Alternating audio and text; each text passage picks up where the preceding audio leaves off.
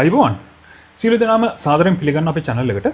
ඉතින් ඔන්න 2026 වසරේ මැයි මාසේ 16 වෙනිදා මුදල් අමාත්‍යවරයා විදිහට ජනාධිපතිවරයාගේ අත්සනින් විශේෂ ගැසට් පත්‍රයක් නිකුත් වෙනවා. ඉතින් මේ ගැසට් පත්‍රයේ තියෙන විදිහට මැයි මාසේ 16 ඉඳන් බලාත්මක වෙන විදිහට අපි දන්නවා වාහනයක් ලංකාවට ආනයනය කරද්දී මේකේ CIF වැලියු එක මත රේගු බද්ධ විදියට 30% ප්‍රමාණයක් අය කිරීම මෙච්චර කල් සිද්ධ කරා. එතකොට මේ 30% මත රේගු අධිභාරයක් විදියට ඔන්න තවත් 50%ක අමතර බද්දක් අය කිරීම සඳහා ජනාධිපතිවරයාගේ අත්සනින් නිකුත් කරපු මේ ගැසට් පත්‍රයේ සඳහන් වෙනවා. මේක හරියටම පැහැදිලි කරොත් එහෙම ඒ කියන්නේ රේගු බද්ද තවත් 50%කින් වැඩි වුණා නෙමෙයි.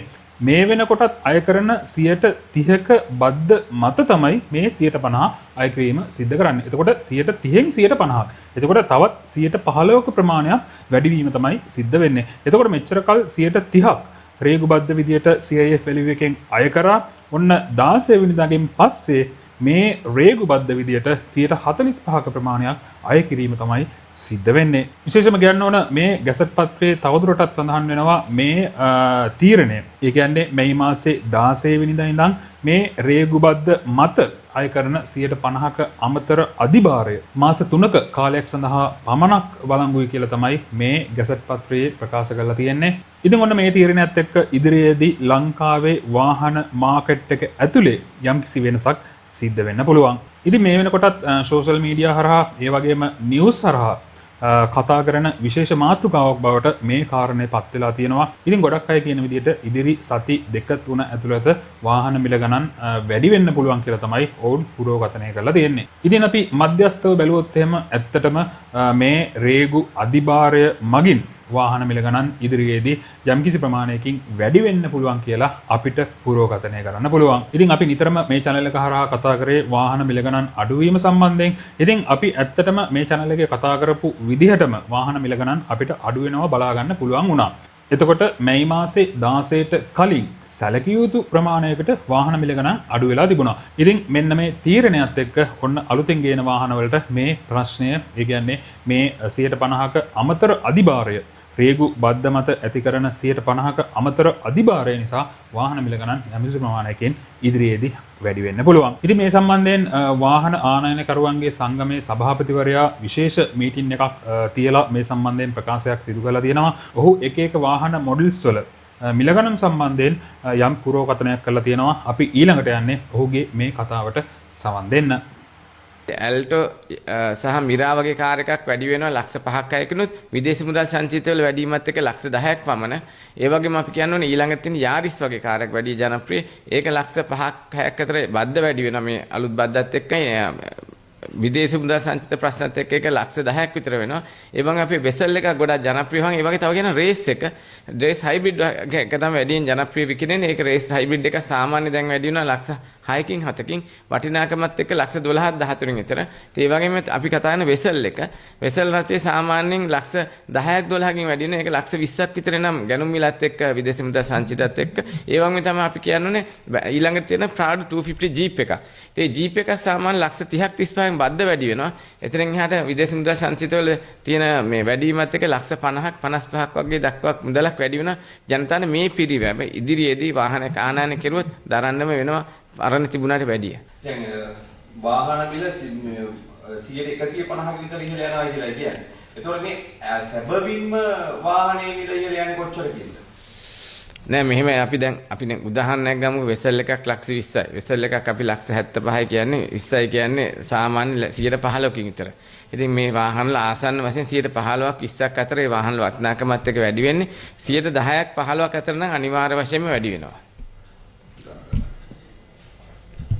රජය తాවකාලික ප්‍රකාශ කෙරුවට මං හිතන්නේ මේක රජයට තාම තීරණයක් කරන්න බෑ. රජයේ තියෙන අවස්ථාව මොකද මේ පාර තෙල් වල ආනයන මේ බිල් එක මේ යුද්ධය තිබුණොත් බිලියන 8ක් දක්වා යන්න පුළුවන් කියලා විශ්ලේෂකයෝ කියලා තියෙනවා. ඉතින් මේ தත්ත්වය තුල මං හිතන්නේ රජයට අවශ්‍යයි වාහන ආනයන සීමා කිරීමට.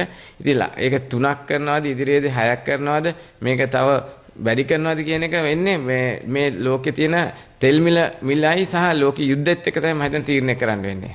වාහන ආනයනයේ සීමාවක් පැනවීම කියන්නේ ඔබතුමාලට වාහන ලංකාවට ගෙන්වීම සීමා කරන්න වෙයිද?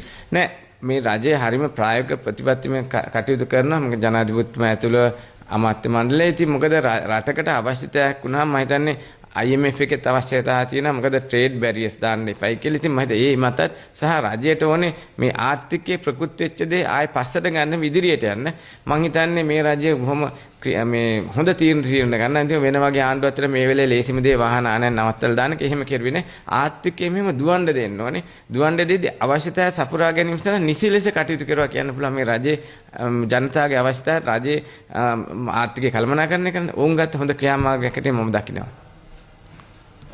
කියනවා මේ අපි බලාපොරොත්තු වෙන්නේ මේ අත්‍යවශ්‍ය නොවන ආනයන මාස කිහිපයකට පමා කිරීම කියලා. මොකද මේ අත්‍යවශ්‍ය නොවන ආනයන කියන්නේ වාහනවල ඔව් මෙහෙම අත්‍යවශ්‍ය නොවන කියන්නේ සමහරක් වෙලාවට ඔයගොල්ලෝ උදාහරණයක්වත් බෙහෙත් අපේ කෑම බඩු අත්‍යවශ්‍ය කෑම බඩු ඕනෙමනේ. ඉතින් අනිත් එකක් නැතුණයි කියලා එහෙම අත්‍යවශ්‍ය වෙන්නේ නැහැ. ඒක තමයි රජය මතන්නේ හිතලා තියෙන්නේ. ඒත් වැඩේ තියෙන්නේ මේ වාහන වලට රජය සහ අනිත් දේවල් වැළැක්වුවොත් ආර්ථිකයේ මේ දුවන එක ආයේ පල්ලෙහාට යනවා. මොකද ඒ වගේම තමයි වාහන වලින් රුපියල් වශයෙන් ලොකු බද්දක් ආණ්ඩුවට එනවා. ඉතින් තාම ඩොලර් වල ලොකු ප්‍රශ්නයක් වෙලා නැහැ ආණ්ඩුවට. මේ එන එකයි යන එකයි ඩොලර් මේ ලැබෙන එකයි දෙන එකේ තියෙන ප්‍රශ්නයක්. හැබැයි ඒක විශාල ප්‍රශ්නයක් නෙමෙයි. ඉතින් රජය දැන් කළමනාකරණය කරන්න පුළුවන්. ඉතින් මම හිතන්නේ රජය ගත්ත හොඳම තීරණයකට අපි දකින්න එක. ඉන්දික සම්පත් මෙරෙන්චිගේ ලංකා වාහන ආනයනකරුවන්ගේ සංගමේ සභාපති 2026 මැයි 15 වෙනි මධ්‍යම රාත්‍රියේ සිට රජය සර්චාර්ජ් එකක් දැම්ම වාහන වලට රේගු බද්දෙන් 50%ක් අද සිට ක්‍රියාත්මක වන පරිදි. ඉතින් මේ බද්ද ක්‍රියාත්මක වෙන්නේ සිද්ධාන්තය ගැන කතා කරද්දී වාහන වල බදු වර්ග තුනක් තියෙනවා මේ සාමාන්‍ය අය කිරීමේදී රේගු බද්ද, නිෂ්පාදන බද්ද, ආයෙ තියෙනවා වැඩ් බද්ද. ඉතින් මේ රේගු බද්දෙන් තමයි 50%ක් අය කරන්නේ 30%ක් ඒක වාහන සඳහා තියෙනවා. ඉතින් මේ බද්දෙන් අය කරන මුදල එකහු වුණාම වැට් සහ මේ නිෂ්පාදන බද්දට මේ දෙකම මේ රේගු බද්ද අයිති වෙනවා. ඉතින් ඒකෙදි යම්කිසි ප්‍රමාණයක් එකතු වෙනවා. ඉතින් මේ බද්ද තුලින් අපි සරලව කතා කරන සාමාන්‍ය සමාජයේ වැඩියෙන් මිලදී ගන්න වෙසල් රථයක් ලක්ෂ 10ක් 12ක් අතර වැඩි වෙනවා. ඒ වගේම යාරිස් වගේ රථයක් ලක්ෂ 5ක් අයකුත් ඒ වගේම අපි කියන්න ඕනේ පොඩි ඇල්ටෝ වගේ සහ මිරා වගේ කාර්යයක් ලක්ෂ 5ක් 6කිනුත් එතරින් එහාට අපි ලොකු වාහන ගැන කතා කරද්දී ප්‍රාඩ 250 ජීප් එක තමයි වැඩියෙන් ජනප්‍රිය විකිරෙන්නේ. ඒක ලක්ෂ 50ක් ලක්ෂ 30ක් 35ක් වැඩි මුදලෙන් වැඩි වෙනවා. ඉතින් මේකට සමගාමීව අපේ විනිමය අනුපාතයක් දැන් වැඩිලා තියෙන ඩොලර් එක ඒකට සාපේක්ෂව මේක දෙගුණකින් විතර. ඒ කියන්නේ වෙසෙල්ලා ලක්ෂ 20ක්, යාරිස්යක් ලක්ෂ 10ක් 12ක්, ඒතර පොඩි කාර්යයක් ලක්ෂ 10ක්, ජීප් එකක් ලක්ෂ 50ක් 55ක් යනවා. ඉතින් ඇත්තටම රජය මේ ගත්තේ ප්‍රතිපත්තිමය තීරණ මං හිතන්නේ මේ යුද්ධෙත් එක්ක ඩොලර් එකේ කඩාවැටීම සහ මුදල් සංචිතවල හිඟවීමට හේතුව. ඉතින් ඒකත් එක්කම තමයි රජයට ලොකු මුදලක් ඕනේ නම් දැන් තෙල් ආනයනයට. මොකද තෙල් මිල දෙගුණයක් වෙලා තියෙනවා. ඉතින් ඒ වගේම තමයි විදේශ රටවල් ඉන්න අයගෙන් දෙන ප්‍රේෂණ අඩු වෙලා තියෙනවා. අපනෑනේ යම්කිසි හිඟයක් තියෙන. ඉතින් රජය මේ වෙලාවේදී අපිත් සහායක දෙන්න ඕනේ. ඉතින් මේ අවස්ථාවේ මේ ක්‍රියාදාමය ගත්තේ රජය යම් තාවකාලික කියලා රජය කිව්වා මාස 3කට කියලා. ඉතින් මේක මාස 3ක් වුණාට අපිට කියන්නේ මේ මාස 3ක් වෙයිද කීයක් වෙයිද කියලා. මොකද හේතුව රජයට මේක පාලනය කරන්න බෑ. මොකද යුද්ධ තියෙන තාක්කල්. ඉතින් මේ රටේ යුද්ධ තියෙන තාක්කල් මේක කවදා සීමාවෙද දන්නේ නැති. ඒක නිසා මේ ක්‍රියාදාමයට කොහොම වෙයිද කියන්න බෑ ඉදිරියේදී. ඉතින් ඒ වගේම තමයි අපි කියන්න ඕනේ මේකෙදි ජනතාවට දැන් තියෙන හොඳම පණිවිඩේ හොඳම දේ තමයි මේ වෙලේ වෙළඳපොලෙන් වාහනයක් ගන්න එක. ඉතින් මං හිතන්නේ ආනයනය කරලා වාහනයක් ඇනුම් කරලා ගන්න කතාවෙන් දැන් පරිබාහිර වෙනවා. ඒ වගේම පෞද්ගලික වාහන ආනයනය කරගැනීම පරිබාහිර වෙනවා. ඉතින් මං හිතන්නේ වෙළඳාමකට වෙළෙන්දෙක්ට ළඟට ගිහලා ඒ කියන්නේ අපේ සංගමේ ඉන්න වාහන ආනයනය කරන සංගමේ ලංකා වාහන ආනයනය කරන සංගමේ නියෝජිත පිරිසක් ලංකා පුරාම ඉතින් ඔවුන්ගේ අපි ඒ වාහන ඉතා සාධාරණ මුදල හැකියපමණ මේ මුදලකට දෙන්න කියලා අපි හැම කෙනා අපි සාකච්ඡා කරුවා උදේ විශේෂ සාකච්ඡාවක්. ඉතින් ඒක නිසා අපි මේ අවස්ථාවේ රජයට සහයෝගය දීලා ජනතාවට හොඳ වාහන සාධාරණ මුදල දීමට සඳහා අපි කටයුතු කිරීමට බලාපොරොත්තු වෙනවා.